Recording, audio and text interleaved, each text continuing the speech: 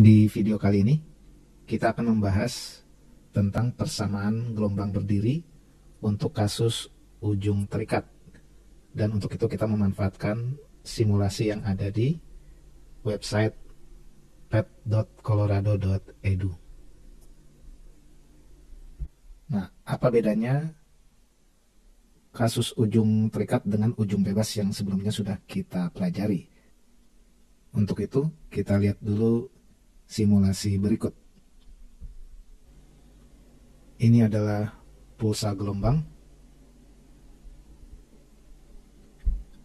Nah, ketika pulsa gelombang ini mengenai ujung bebas, maka dia akan dipantulkan tanpa adanya pembalikan fase. Nah, kalau kita buat dalam slow motion, ketika mengenai ujung bebas, maka pulsanya dipantulkan tanpa adanya pembalikan fase. Sekarang bagaimana kalau pulsa gelombangnya mengenai ujung terikat seperti ini? Ya. Ketika mengenai ujung terikat, maka pulsanya akan dipantulkan dengan terjadi pembalikan fase. Kalau kita lihat dalam slow motion, maka yang terjadi adalah seperti ini.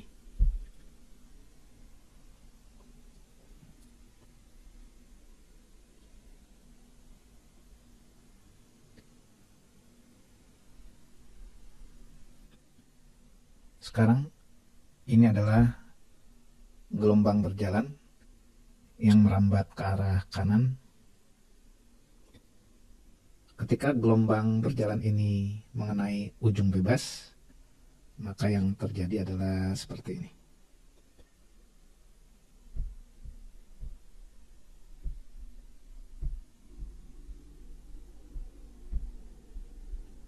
Kita lihat.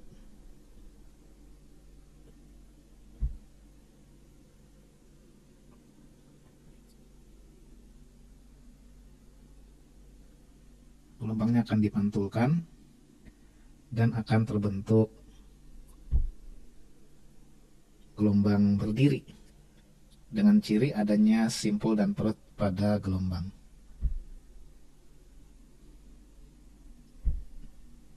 Kita lihat di sini, ini adalah titik perut. Jadi pas di ujung bebasnya selalu dia berupa perut. Ini perut, ini juga perut, ini perut, dan ini perut. Sedangkan simpulnya terletak di titik ini, titik ini, titik ini, dan titik ini, dan seterusnya. Nah, jadi pada ujung bebasnya sendiri selalu berupa perut. Nah, bagaimana kalau ujungnya bukan ujung bebas seperti ini, tapi ujung terikat? Kita lihat.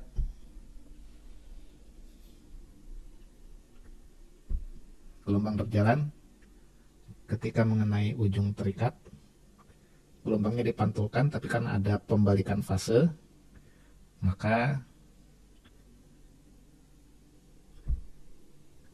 sama juga dengan pada ujung bebas, yaitu terbentuk gelombang berdiri dengan ciri khas adanya perut dan simpul. Ini perut, ini perut, ini perut, dan ini juga perut. Dan yang titik hijau ini adalah simpul. Ini simpul, ini simpul pertama, ini simpul kedua, simpul ketiga, simpul keempat. Nah, kita lihat perbedaannya dengan pada ujung bebas adalah, kalau pada ujung bebas ujungnya selalu berupa perut, pada ujung terikat ini ujungnya selalu berupa simpul. Kita lihat. Ya. Perhatikan gambar berikut. Di sini ada gelombang datang merambat ke arah kanan dengan persamaan gelombang Y datang sama dengan A sin omega T min Kx. Nah, kemudian mengenai ujung terikat, sehingga karena ujungnya terikat terjadi pembalikan fase, sehingga gelombang pantul yang timbul memiliki persamaan Y pantul sama dengan min A sin omega T plus Kx. Minus karena terjadi pembalikan fase, plus karena arah rambatnya ke kiri. Nah, maka gelombang berdiri yang timbul, persamaannya bisa dinyatakan Y ujung terikat, ini sama dengan merupakan hasil interferensi dari gelombang datang dan gelombang pantul, yang berarti bisa kita tuliskan sebagai A sin omega T min Kx tambah minus A sin omega T plus Kx, yang bisa kita tuliskan sebagai A dalam kurung sin omega T min Kx minus sin omega T plus Kx. Nah, kita memiliki rumus dalam trigonometri, yaitu sin A min sin B ini sama dengan 2 kali cos setengah A plus B sin setengah A min B, yang kalau komponen ini kita anggap sebagai A, yang ini sebagai B, berarti bisa kita tuliskan ini berarti sin A min sin B, berarti ini bisa kita tuliskan sebagai A dalam kurung 2 kali cos setengah, nah ini omega T min Kx tambah omega T plus Kx, berarti ini tinggal 2 omega T sin setengah omega T min Kx dikurang omega T plus Kx, berarti ini sama dengan min 2 Kx. Nah, berarti bisa kita tuliskan bahwa 2A cos omega T sin Kx. Inilah persamaan gelombang berdiri untuk kasus ujung terikat, di mana amplitudo pada posisi X dari ujung terikat ini bisa dinyatakan lewat koefisien 2A kali sin Kx. 2A sin Kx yang menunjukkan bahwa saat X-nya 0 pas di ujung terikatnya, maka nilai sin-nya sama dengan 0, nilai amplitudonya sama dengan 0, berarti ujung terikat selalu berupa simpul karena amplitudonya selalu nilainya sama dengan 0.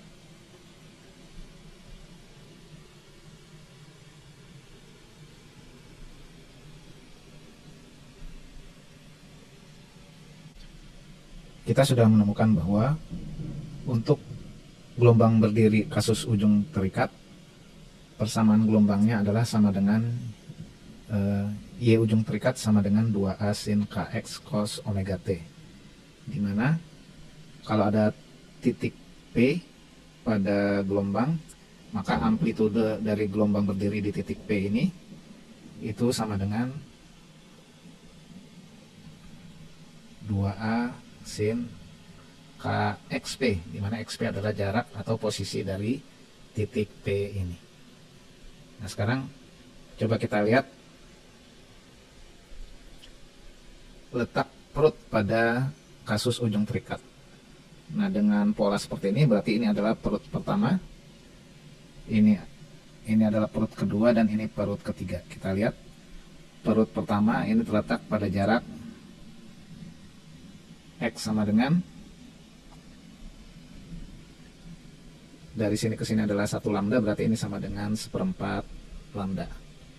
Ini terletak pada, ini X perut 1, ini X perut 2 terletak pada jarak 3/4 lambda, dan ini terletak pada jarak 5/4 lambda. Nah, berarti letak perut pada gelombang berdiri kasus ujung terikat ini terletak pada X sama dengan 1/4 lambda, 3/4 lambda, 5/4 lambda, dan seterusnya. Atau bisa kita tuliskan berarti letak perutnya ini berarti sama dengan 2n-1 dikali 1/4 lambda. Dengan n ini sama dengan bilangan asli 1, 2, 3, dan seterusnya. Sekarang bagaimana dengan letak simpul? Kita lihat simpul pertama terletak di X sama dengan 0. Simpul kedua terletak di X sama dengan setengah lambda. Dan simpul ketiga ini terletak di X sama dengan lambda. Kita tuliskan letak simpulnya terletak di X sama dengan 0, setengah lambda, lambda, dan seterusnya. Atau berarti bisa kita tuliskan X simpul itu sama dengan n-1 kali setengah lambda, di mana n ini sama dengan 1, 2, 3, dan seterusnya. Nah, inilah rumus letak perut dan letak simpul pada gelombang berdiri untuk kasus ujung terikat. Sekarang perhatikan contoh soal berikut. Kata soal, pada seutas tali, salah satu ujungnya terikat, sedang ujung yang lain digetarkan harmonik dengan frekuensi 0,5 Hz dan amplitudo 20 cm. Gelombang yang timbul menjalar dengan cepat rambat 12 cm per sekon. Tentukanlah A. persamaan gelombang berdiri yang timbul, B. amplitudo gelombang pada jarak 10 cm dari ujung terikat, C. letak perut kedua dan simpul ketiga dari ujung terikat. Nah, dari soal diketahui bahwa gelombang berjalan yang menyebabkan timbulnya gelombang berdiri ini memiliki amplitudo sebesar 20 cm, frekuensinya 0,5 Hz, dan cepat rambatnya sama dengan 12 cm per sekon. Berarti panjang gelombangnya yang sama dengan cepat rambat dibagi frekuensi ini sama dengan 12/0,5 sama dengan 24 cm. Dan K bilangan gelombang yang sama dengan 2pi per lambda ini sama dengan 2pi per 24 sama dengan pi per 12 cm pangkat min 1. Nah, padahal kita tahu bahwa persamaan gelombang berdiri untuk ujung terikat bisa dituliskan sebagai Y sama dengan 2A sin KX cos omega T. Yang kalau kita masukkan nilainya berarti sama dengan 2 kali A-nya 20 sin K-nya pi per 12 X cos omega itu 2pi kali F, berarti sama dengan pi kali T. Berarti ini sama dengan 40 sin pi per 12X cos pi T. Inilah jawaban pertanyaan yang A. Kita lihat yang B.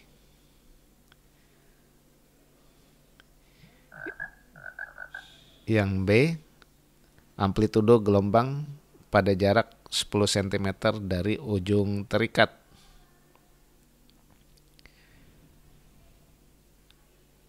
Amplitudo gelombang pada titik Q itu sama dengan 2A sin KX Q. Jadi komponen yang di depan ini 2A sin Kx inilah yang merupakan amplitudo dari gelombang berdiri yang timbul. Kita masukkan nilainya. Ini berarti sama dengan 2 kali 20 kali sin K-nya pi per 12 kali X-nya kata soal 10. Berarti sama dengan 40 kali sin 5pi per 6. Kita tahu sin 5pi per 6 itu sama dengan setengah. Berarti ini sama dengan 40 kali setengah. Sama dengan 20 cm.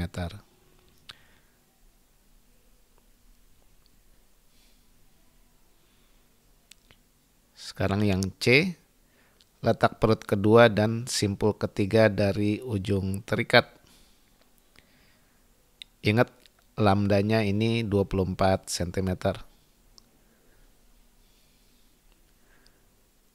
Ditanyakan di soal letak perut kedua. Kalau kita lihat pada gambar, ini perut ke-1, ini perut kedua. Yang ditanyakan adalah jarak ini, jarak perut kedua, XP2. Padahal kita tahu jarak dari sini ke sini adalah lambda. Berarti terlihat dari gambar bahwa letak perut kedua ini sama dengan ini dibandingkan dengan ini. Berarti sama dengan 3/4 lambda. Kita masukkan nilainya. 3/4 kali lambdanya tadi 24. Berarti sama dengan 18 cm. Kemudian letak simpul ketiga. Nah, dari gambar terlihat bahwa ini simpul pertama, ini simpul kedua, ini simpul ketiga. Berarti letak simpul ketiga dari gambar terlihat sama dengan lambda. Berarti sama dengan 24 cm. Sekarang sebagai latihan, coba kerjakan soal berikut.